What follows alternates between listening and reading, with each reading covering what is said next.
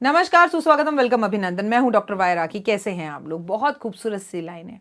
संसार में रहें और दुख ना आए, ऐसा कैसे हो सकता है? जब संसार में रहते हैं, संडे भी आता है तो आपके जीवन में सुख और दुख भी आएंगे। आपके कर्म अनुसार ही आपको सुख और दुख मिलते हैं। जैसे आप कर्म करते हैं वैसे सुख और दुख मिलते हैं। लेकिन मैं आपको एक बात बता दूं, सुख में आप सोचते हैं ये सब कुछ मैं I am the God, I am doing. लेकिन वहीं जैसे दुख आता है, ये पड़ोसी ने ना जब से मुझे देखा है ना, जब से ये हुआ है।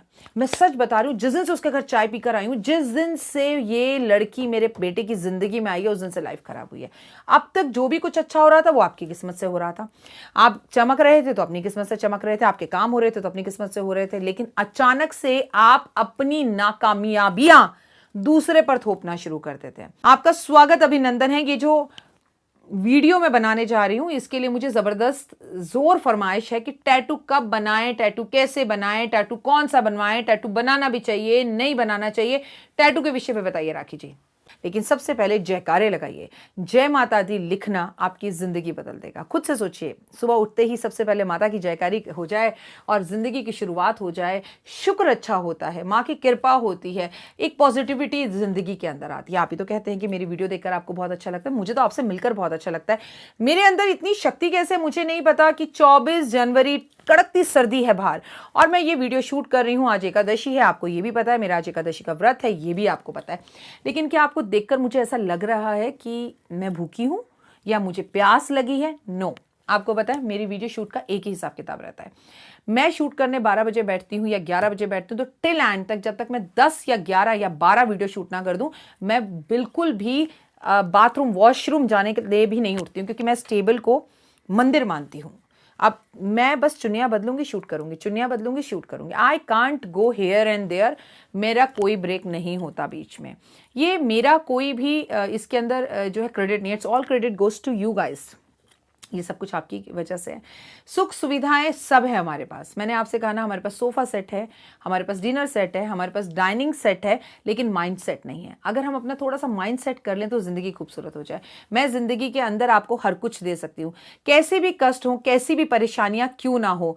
अगर मालिक आपके साथ है, अगर आपको उन पर विश्वास है, तो आप किसी भी तरह की परेशानी या प्रॉब्लम से बाहर निकल सकते हैं। खुद पर विश्वास और यकीन रखना बहुत जरूरी है। आज की एक बात खास, टैटू कब बनाए, कहां बनाए, कैसे बनाए। लेकिन मेरे टैटू, ये स्टार टैटू, स्टार्स अगर जीवन में बनना है, आपको चमकना है, तो स्टार टैटू बनवाया मैंने। मेरी जिंदगी सुबह शाम सब कुछ मेरे टैरो कार्ड हैं। मैंने टैरो कार्ड्स के अंदर पीएचडी किया, तो मैंने यहाँ टैरो लिखवा रखा है। यहाँ मैंने धर्म कर्म लिखवा रखा है। मेरा मानना है धर्म को फॉलो करो, कर्म करते चलो एंड बिलीव इन कर्मा। आप करते हैं बिलीव इन कर्मा? अगर आप करते हैं बिलीव इन कर्मा, तो आपको यकीनन किसी डॉक्टर वाई राखी की जरूरत नहीं। मैं तो वैसे भी आपके घर आती हूँ सिर्फ टिंग टोंग घंटी बजाने की, आज ये सुनो सुनो, आज एकादशी ये कर लेना, सुनो आज पूर्णमासी ये कर लेना। अब मैं आपको बताऊंगी टैटू के बारे में। टैटू कोई आज से थोड़ी बना रहे हैं। ये अंग्रेज हर चीज के लिए ये सोचकर बैठ जाते हैं कि पाश्चात्य सभ्यता संस्कृति का हिसाब करते हैं। कहां से? हमारे जमाने में तो कुंभ के मेले में जब बच्चे खोते थे, तब टैटू से ही मिलते थे और टैटू बनाते बनाते ही खो जाते थे। आपको पता है, गांव के कुछ लोग ओम लिखवाते हैं और ओम लिखवाकर उसके नीचे कुछ बिंदियां लिखवाते हैं। अगर आप में से बहुत सारे लोग गांव के हैं तो आप जानते होंगे।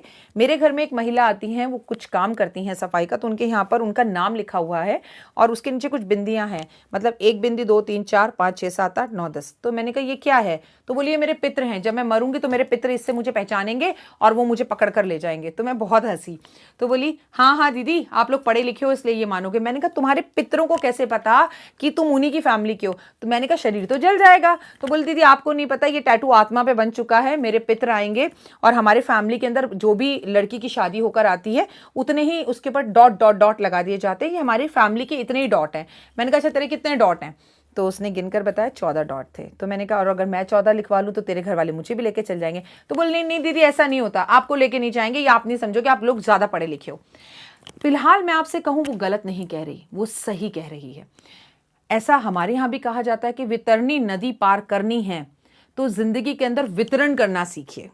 हमारे मरने के बाद जब हम स्वर्ग नर्क कहीं भी जाते हैं तो एक वैतरणी नदी होती है। उसके बारे में आपको बता दूं, वो खून, मल, मांस, पीप और गंदगी से भरी हुई होती है। अगर आपने गऊ दान करी हो, उसका बछड़ा दान करा हो, तो उसकी पूंछ पकड़कर आप उस वैतरणी नदी को पार कर जाते हो, या आपके पितरों ने कोई पुण्य करा हो तो वो आकर आपका हाथ पकड़ कर ले जाते हैं। वरना उस वैतरणी नदी को पार करने के बाद स्वर्ग और नर्क आता है, जहां आपको बहुत दुख झेलना पड़ता है। लेकिन मैं ये कहती हूँ कि वैतरणी नदी अगर आपको पार करनी है तो वितरण करना सीखिए। कमाया कितना? 10 लाख। 10 लाख में से क्या 10,000 भी दान करे? क्या कभी किसी जरूरतमंद का इलाज करवाया?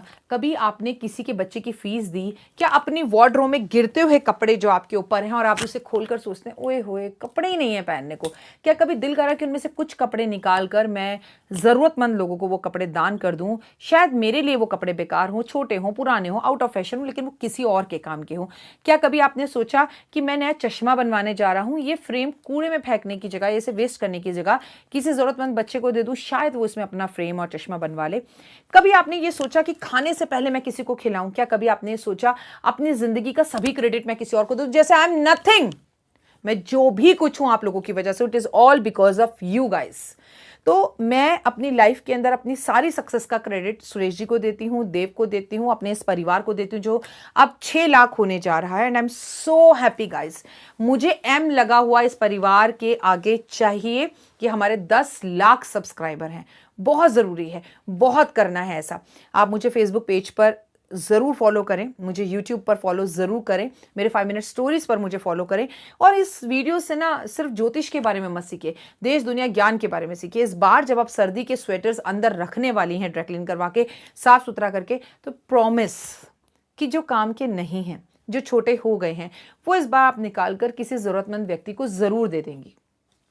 भले ही वो इस सर्दी में नहीं पहन पाया, लेकिन अगली सर्दी में पहने, थोड़ा आपका बोझ कम होगा। जिंदगी बिल्कुल वैसी ही सफ़र की तरह है। जब हम ट्रेन में जाते हैं ना, हम बहुत सारा सामान भर के ले जाते हैं, तो हमें ना, हम सफ़र का आनंद नहीं ले पाते, हम ना बड़े परेशान होते हैं। वो नीला सूटकेस कहाँ गया? अरे वो काला वाला बैग कहाँ गया? वो तो नीचे ही रह गया, ओहो वो तो मैंने ऊपर ही रख दिया था। तो हम जिंदगी का वो जो सफ़र है उसका आनंद नहीं ले पाते। जिंदगी में भी ऐसे ज़्यादा बोझ मन में रखोगे ना, इसने निंदा कर दी, उसने निंदा कर दी, इसने ऐसा कह दिया, उसने ऐसा कह दिया, हाँ उसकी बात मुझे बुरी लग गई, अच्छा बेटा तुझे बताता हूँ, तो फिर ना जिंदगी के सफ़र का आनंद नहीं ले पाओगे। छोड़ो ना, जिसने जो कहा है, जो जैसा होता है उसे वैसा ही दिखता है। खुश रहो, मस्त रहो, बिंदास रहो और माफ़ करना सीखो। मेरे साथ ही ऐसा क्यों है, मेरी शादी क्यों नहीं हो रही, मुझे क्यों धोखा मिल रहा है, वो लड़का मुझे क्यों छोड़ के चला गया? अकड़ोगे तो लड़के छोड़कर ही जाएंगे, झुकोगे तो लड़के आपके पास आएंगे। आपके अंदर एक एटीट्यूड वाली बीवी कोई नहीं देखना चाहता। आपके अंदर जब लड़का किसी लड़की से शादी के लिए देखता है ना, तो वो उसके अंदर अपनी माँ की छवि देखता है, भले ही उसकी माँ से बिल्कुल ना बन रही हो। तो आप लड़के की माँ जैसा रोल अदा करें। क्या ऐसे कपड़े पहनती हो कि वो आपको अपने घर लेके जा सके? सोचिएगा जरूर, तो आपके रिश्ते अच्छे होंगे। अगर आपकी सैलरी नहीं आ रही और सैलरी आती है पर सीधा हाथ में नहीं आती, और सैलरी आकर यहाँ वहाँ चल जाती है, तो भैया फिर मैं इस पर एक लेक्चर दूंगी, तो आप कहेंगे बहुत बोलती है, बाप रे बाप, काम की तो बात ही नहीं करती है। आप छोड़िए, मेरा बेटा ही मुझसे कहता है कितना बोलती हो मम्मी, कम बोला करो। अरे बोलना ही तो ज़रूरी है। अगर हम सब बोलेंगे तभी तो ये विवाद खत्म होंगे, तभी तो हम एक दूसरे के करीब आएंगे, क्योंकि बातों से शांति होती है। पता है देव कितना खुश होता है जब मौनी अमावस्या पर मेरा मौन व्रत होता है, तो वो मुझसे पंगे लेता है, यहाँ चिढ़ता है, यहाँ चिढ़ता है, यहाँ चिढ़ता है। बोला आप बोल के दिखाओ, बोल के डॉक्टर वायरागी, मम्मा सच में आपके तो सर में दर्द हो रहा होगा ना, बाप रे बाप, आप और चुप, भगवान मेरा तो घर घर ही नहीं लग रहा है, ऐसे बोलता है वो बदमाश, बहुत तेज है, बाप रे बाप। खैर मेरा बेटा है, तेज होना भी चाहिए। आपका किसी, आप में से किसी का बेटा है, आप में से किसी का भाई है, आप में से किसी का पोता होगा, आप में से किसी का कोई मुझे बेटी मानता होगा, तो नाती होगा, जो मर्जी मानिए, लेकिन खुश रहिए।